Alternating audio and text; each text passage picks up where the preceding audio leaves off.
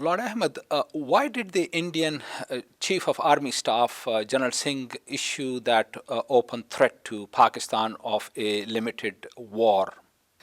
Because he's actually appeasing some of these fanatics, just to show them that Indian army is powerful and Indian army is ready to fight with Pakistan at any time, at any cost. And I think that's because he understands, and he's recently been appointed, so he knows he's actually pleasing his masters. Basically, he knows what Mr. Modi's stance is in terms of Pakistan and the way, because you remember when they were talking about sending army like they did in Burma, in Pakistan as well, because they were saying, they were alleging that because enemies of India were based inside Pakistan. But the truth is, I'll tell you what it is. Because for the first time in last 3 decades that I've been dealing with India at least, Pakistan has actually got the evidence of RAW being involved in terrorism and supporting terrorism inside Pakistan. For the first time, they know that RAW has been supporting a political party in Karachi, and that is, even the accounts have been, and they know the transactions that have taken place, and everybody knows that.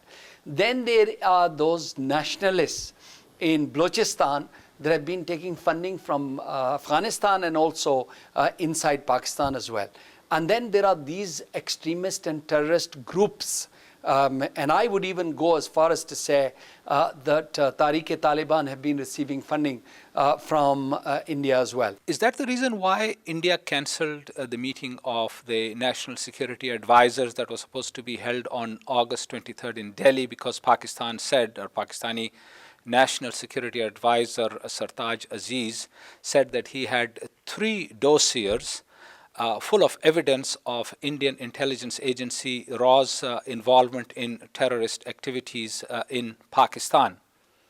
Absolutely. There are 2 main reasons. One is because Pakistan's National Security Advisor, or the Foreign Advisor, Sartaj Aziz, was carrying these dossiers, and he was saying that they've got the evidence, RAW is involved. And India was first saying, well, if you have any evidence, give it to us. When they realized they have it, then they decided not to meet, because then they made the excuse that they didn't want the Foreign Affairs Advisor Sartaj Aziz to meet with the Kashmiri leadership. Now, here you have an interesting scenario, because the CPA International Conference was going to take place in Islamabad, the Commonwealth Parliamentary Association.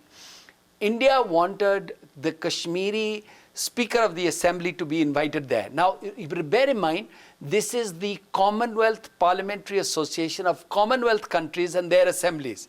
So, in one hand, India wants Kashmir to be treated like a separate country. The problem Pakistan has, and I'll be honest with you, the only response they've been getting so far is from General Raheel Sharif and some other military personnel who have actually given some answers. But politicians, sadly, they are too busy in building infrastructure and also gas pipelines where they can make money, rather than answering some of their opposition from Modi and Modi's government. That they should have it published. They should not make 5 copies just for Secretary General and Mr. Modi. They should do at least 300 copies. Give it to each member state representative at the United Nations General Assembly, and also the 100 or so international media, to say, here we've got concrete evidence.